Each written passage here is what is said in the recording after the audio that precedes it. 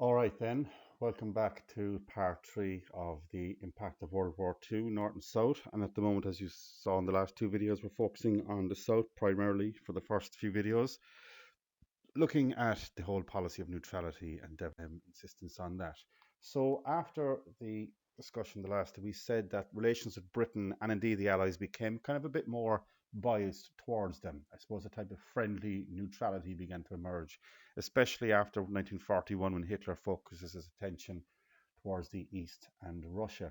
So De Valera stated with the entry of the US into the war after the Pearl Harbor bombings in December 1941, we can only be a friendly neutral. So, in other words, he's not giving full carte blanche to the Americans to use Irish airspace and naval bases, etc. But there would be a certain turning of the blind eye as they flew over Irish airspace, making their way into Northern Ireland and then, of course, onto mainland Britain and into Europe. However, there was, as I said, a kind of a more friendly, neutral policy began to get stronger, I suppose, as the war went on in 1942 and onwards.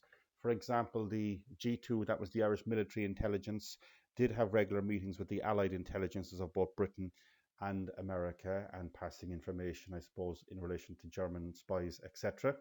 There was also the exchange of weather reports. Again, this would have been necessary, I suppose, for the British Navy, the American troops coming over, etc., as well around the Irish coastal sea, and also any other information pertaining to the Axis planes, the German planes, or whatever ships and submarines that would have been in, I suppose, Irish territories and the Irish Sea at that point.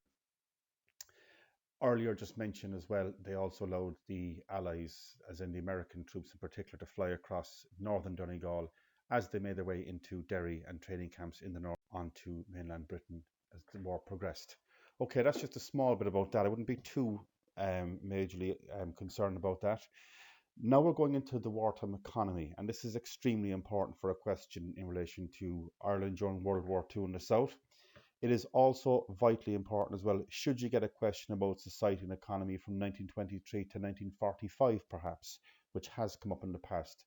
Most times the economy focuses on 1922 to 1939, that would be the Cumann Gael and De Valera Fianna Fáil government in the 1930s.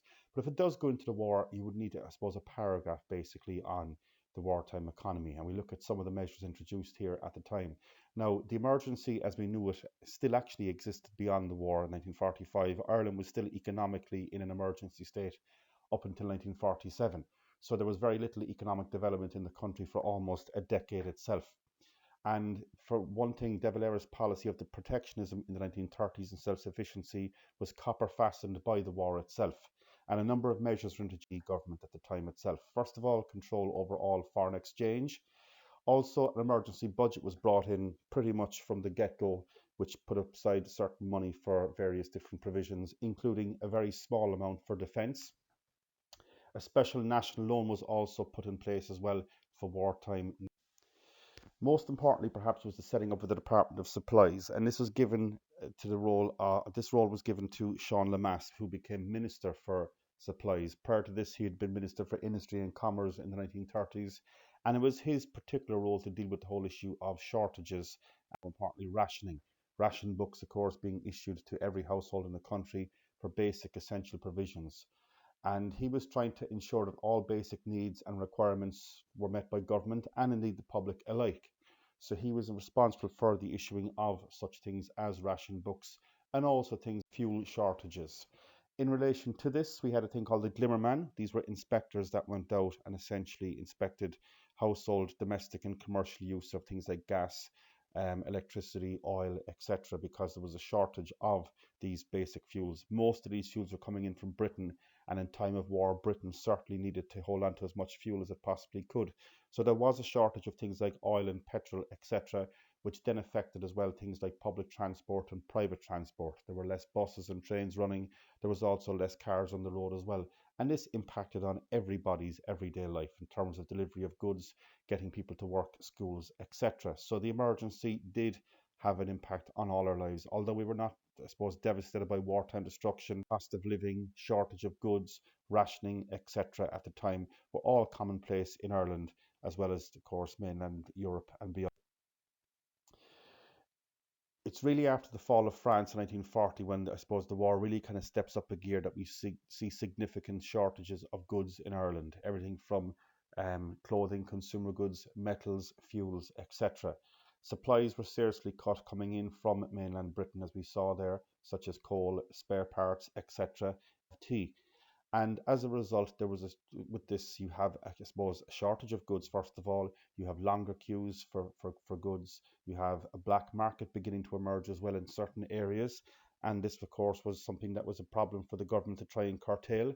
And as I said, a shortage and rationing on basic essentials such as petrol, coal, tea, sugar. Also, the government had to intervene in terms of wages. There simply wasn't enough money to go around in time of war, and a wages standstill order was put in place in 1941, which essentially put a price cap on the increase of wages.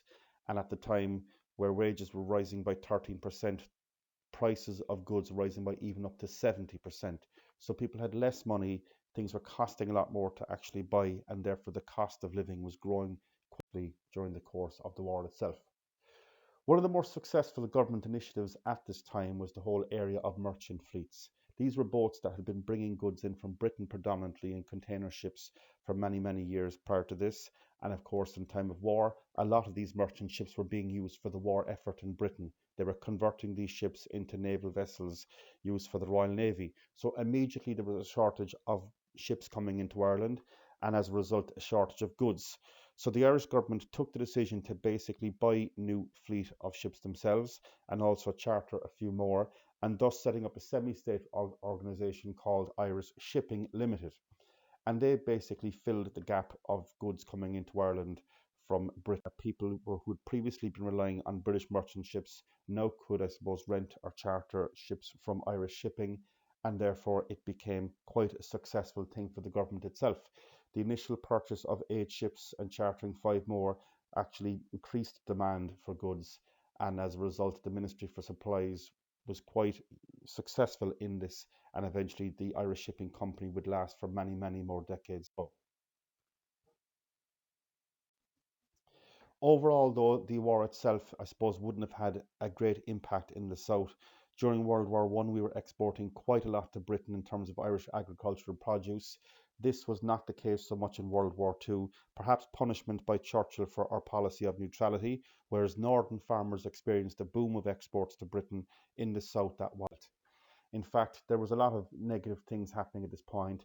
The very, very small industrial sector was also hit even further because of the shortage of raw materials such as coal and oil, which really made economic development in the sector even. Also, there was a great shortage of consumer goods in terms of clothing, food supplies, etc. However, because we were quite self-sufficient in agriculture, there was never a shortage in things like meats, eggs, and sugars, etc. So we were far better than we were than say our British counterparts in other European countries. In fact, the Irish government of the time during the war also introduced compulsory tillage, in that all farmers, regardless of their backgrounds, would have to have a certain amount of their land put aside for the growing of crops I suppose, at a time when people needed an abundance of stuffs. Shortages, higher taxes, rising prices, all these things were impacting. And as you can see, by 1944, 70% price hikes in many, many areas itself, the highest being in the area of clothing and fuels. And that certainly, I suppose, led into many more years of difficulty for ordinary consumers. One could argue that the long-term impact of the war was quite slight, in that we didn't suffer, I suppose, wartime destruction. We also didn't spend a massive amount on defence, as I mentioned in a previous government. Unlike other neutral countries like Switzerland and Sweden, who were spending 20% of their budget on defence, the Irish government were putting a minuscule 2 to 5% aside for defence. Actually worked out in some respects to our benefit. It also, though, forced the protectionist policy to stay for many, many years longer. And indeed, after the war as well, De Valera and the Fianna Fáil government were pursuing this policy. And their successors, the inter-party governments of 1948 to 51, and indeed 54 to 57, were kind of tied in somewhat by these protectionist policies, although realising that long term it wasn't good for the Irish economy. And it wasn't until the Lemass government of 1959 to 66 that we see a more open, free trade economy beginning to emerge, partly down to the first programme for economic expansion in 1950.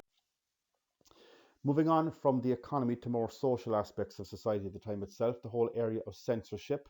Again, in time of neutrality, De Valera was adamant that every single publication, newspaper, article, radio broadcast, cinema broadcast, etc., would be heavily censored. And the man for this was Frank Aiken, who took over the Minister for Coordination of Defence Measures. He was essentially responsible for very censorship. And this manifested itself in many ways right across, and indeed even things like post and telegraphs as well, and the Irish national press. So postal, telegraph, and press, as you can see, were the three main divisions, and each one was controlled by a chief censor, who in turn then would watch everything that was being sent into the country by post and going out. Letters were being opened, parcels were being opened. Indeed, press was being very heavily monitored. Everything from match reports to weather reports were banned, and anything else that was deemed to be somewhat siding to one side of the equation, the Axis powers, or indeed the Allies. De Valera was publicly, of course, proclaiming neutrality on both sides, but in some respects, as this policy of friendly neutrality developed more and more, the heavy censorship assisted the Irish assistance towards the Allies, whereby there was an extensive cooperation between the British and the Americans, and any information that may have been valuable to the Allies was certainly passed on more and more.